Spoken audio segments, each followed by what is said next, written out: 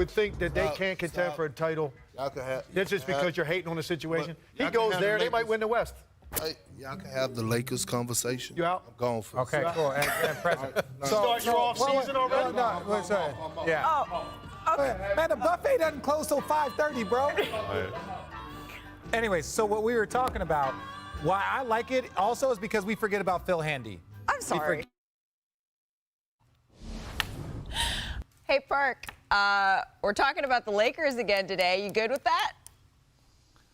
Yeah, I'm good. I got a weekend of rest. I'm straight. I ate good, so I'm good. I'm good to hear about the Lakers. Okay, I mean, Dave, what you got for us, Dave? Just so everybody is aware, Dave included, you really did have a flight to catch. We learned that, so I'm good with that. But since producer Perk mentioned it, Dave, we'll start with you.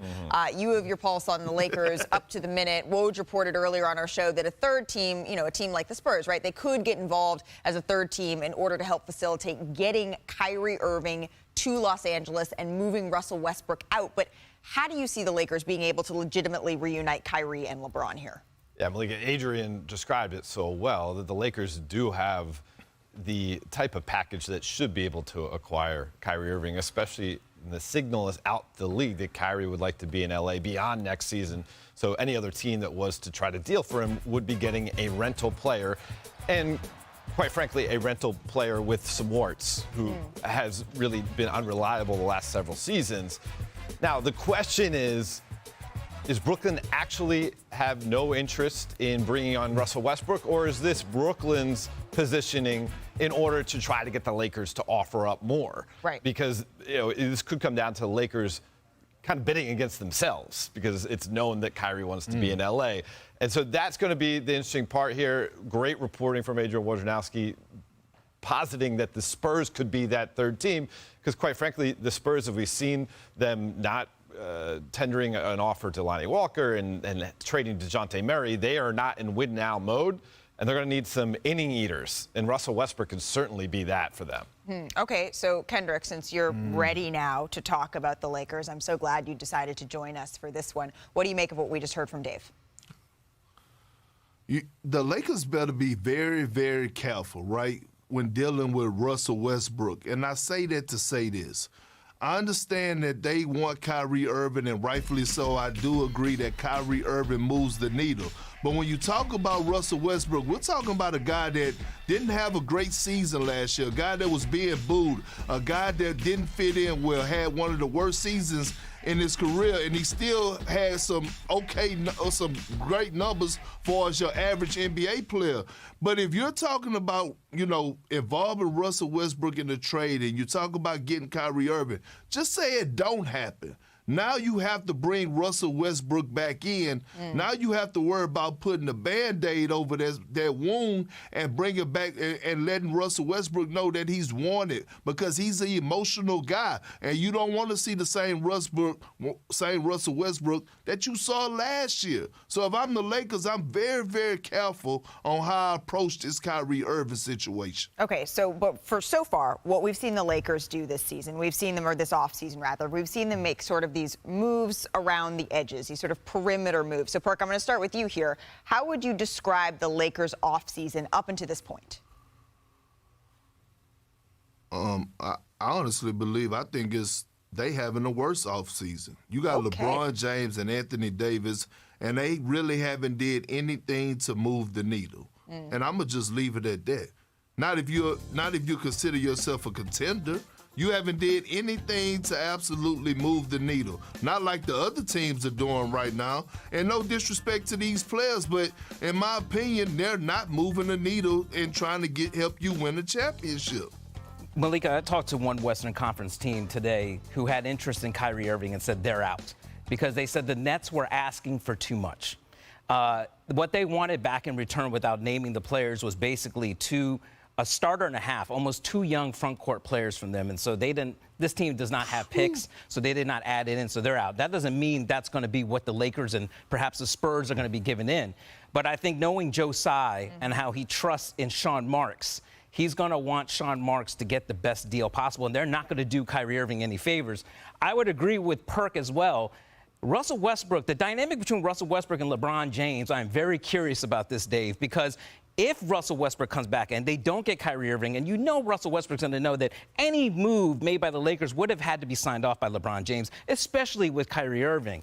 What do you think that dynamic's going to be if Russell Westbrook has to return? If he has to return, he's got to play better basketball for them to have any shot of doing anything next year. He was one of the league leaders in turnovers, one of the league's worst players when it comes to outside shooting, only behind Julius Randle in terms of the amount of shots he took from the perimeter and his inability to convert on them. So honestly, the relationship will have to be figured out on the basketball court. I think the other stuff doesn't really matter. And guess what? Like, Perk, I understand your point. You had to take care of your players in the contingency that that player would be back with the team next year. Now, you saw some of that from Darvin Ham at his first day introductory press conference where he was lauding Russell Westbrook. But it's no secret that the Lakers have interest in trading Russell Westbrook if they can. And so you got to live in reality too, Perk. Right, so that's the Lakers side of things. Let's go to the Clippers. Okay, yes, Kendrick. No, I agree. I agree. No problem with Go that. ahead. I thought you were. I was like, oh, okay. I thought Kendrick was coming for you. All right, let's go to the Clippers. I'm going to make this simple. Kawhi, Paul George. What have they been up to? It's been a while. So Kawhi has yet to be cleared for 5-on-5 basketball as of last week, but he is still progressing. They're obviously taking things very slow with Kawhi. But in the meantime, Kawhi Leonard and Paul George, from what I've been told, have been organizing workouts with the team, getting as many as 8 to 12 guys in the gym, not only in Los Angeles, but then they did have almost like a field trip in San Diego to visit Kawhi a few weeks ago, work out there with him. They're going through drills. And then the vets usually get together again in Las Vegas for a few days during Summer League so they can watch the young guys play while working out there. From what we've been told, Kawhi Leonard looks good. He's on pace to kind of make his way back. He's been working with what Lawrence Frank calls a maniacal work ethic. Yes. So I just think they're going to take things very slow, but at least these guys are continuing to work on their chemistry. Well, John Wall is going to play a piece, right, in that chemistry. Well, what's the Clippers' plans for the All-Star, the former All-Star point guard here? So I've been told that this is going to be a point guard starting competition, basically, between Reggie Jackson and John Wall in camp. I think the Clippers need to see what John Wall still has left. In fact, they haven't seen him for over a year. Nobody has. Yeah. But John Wall recently worked out at the team facility. And so that gives the Clippers really their first glimpse of how he's going to look in 5-on-5. What we need to see is, does he still have that elite speed that has made him so good?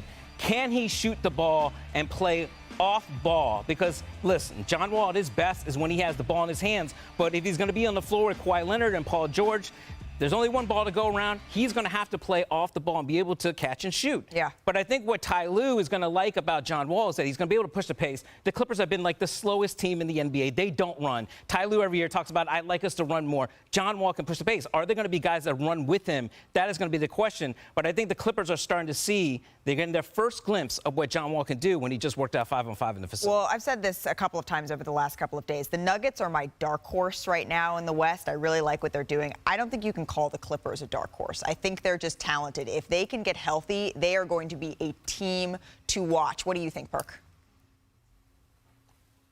They're my favorite to win it all. Yes, I'm saying it today, July the 6th, 2022. A healthy Clippers team is the team that is going to be my favorite to win it all. You think about Kawhi Leonard, right? He's when healthy, he's a top 5 player in the NBA.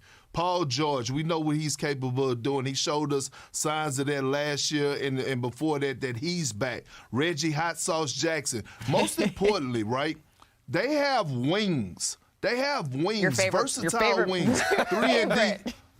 Yes. The 3 and D the guys. position. When you think about them, when you think about them re-signing Nicholas Batum, a guy that could defend multiple positions, stretching the floor, cutting, a guy that could be in multiple positions and stretch the floor as well, give those guys spacing. They re-signed Big Zubac. You still got Norman Powell over there, a guy that has shown us he's capable of averaging 20. And then you have one of the best coaches in the game of basketball in Ty Lue. I'm looking at this Clippers team, and I'm like, look, if they're healthy next year, they should be the favorites going into the season. No disrespect to the Golden State Warriors, right? I understand y'all won it. But the Clippers healthy, they're my favorite and my pick to win it all. And Perk, I caught up with a member of the organization over the holiday weekend, and they're already talking that way, and they should be.